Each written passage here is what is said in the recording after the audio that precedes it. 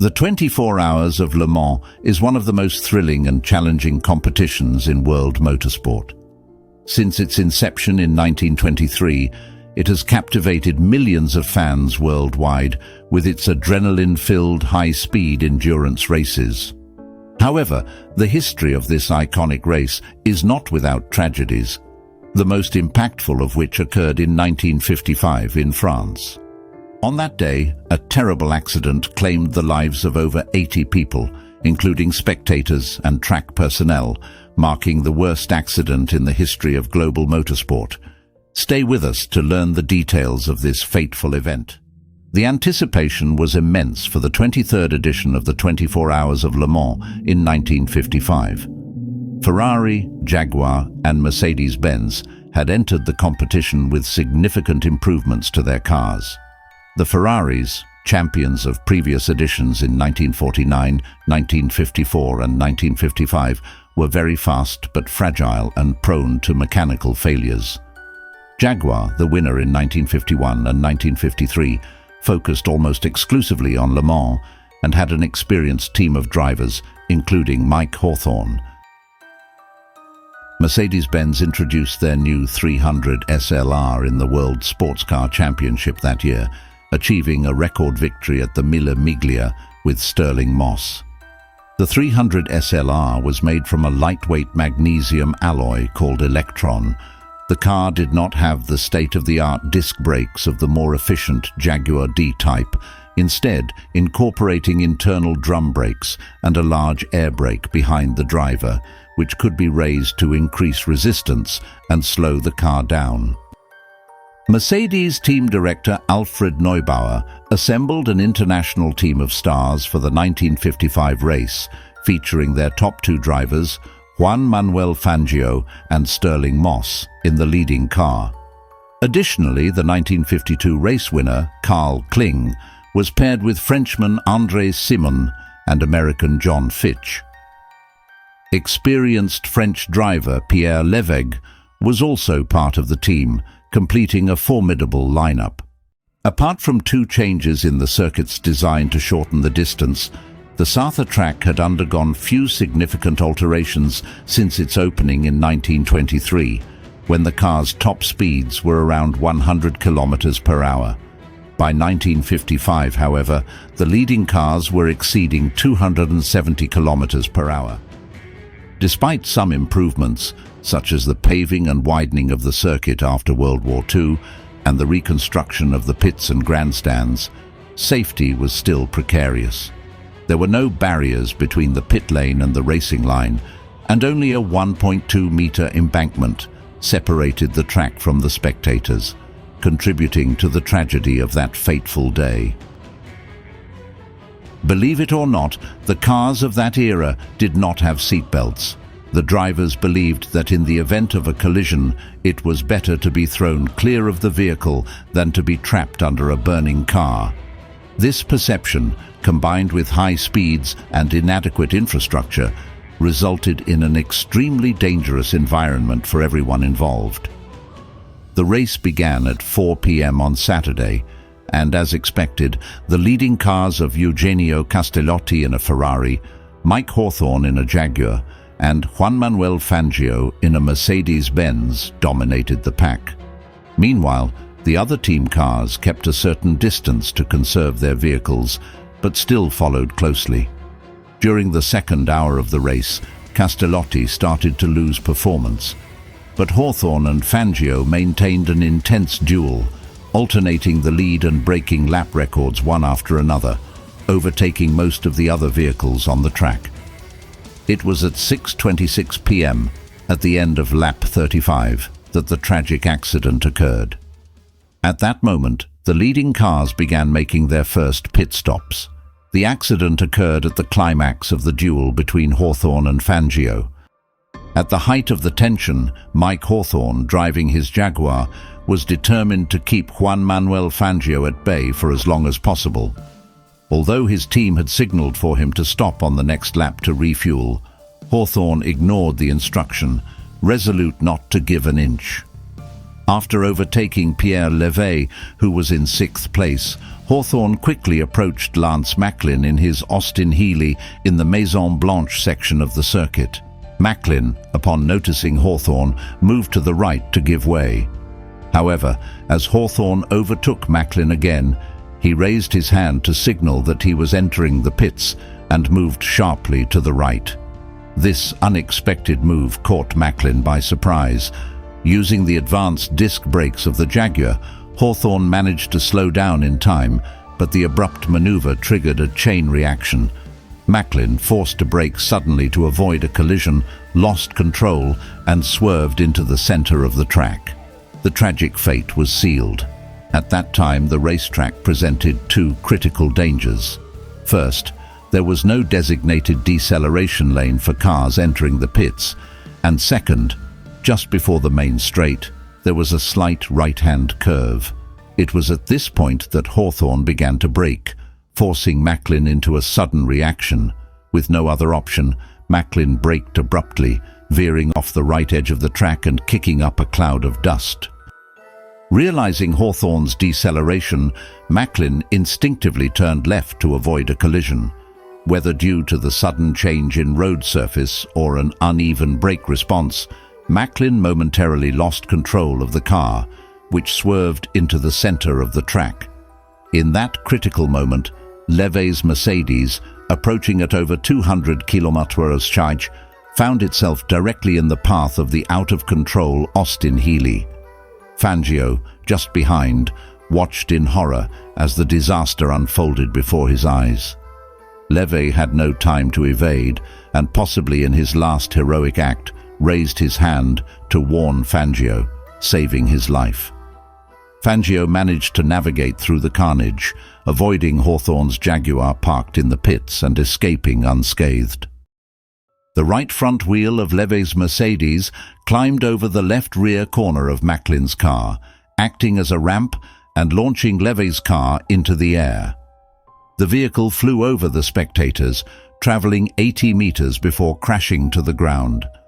Levy was ejected from the spinning car, fatally falling with the impact crushing his skull and killing him instantly. The critical trajectory of the road directed the falling car straight into the packed grandstands of spectators.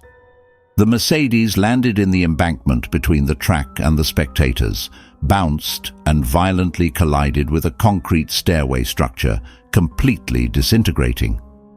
The heaviest components of the car, such as the engine block, radiator, and front suspension, were brutally hurled into the crowd, crushing everything in their path.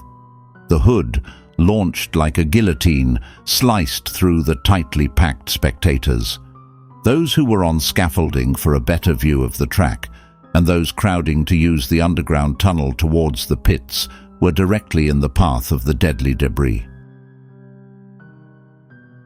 Jaguar driver Duncan Hamilton, watching from the pit wall, described the scene on the other side of the track as indescribable.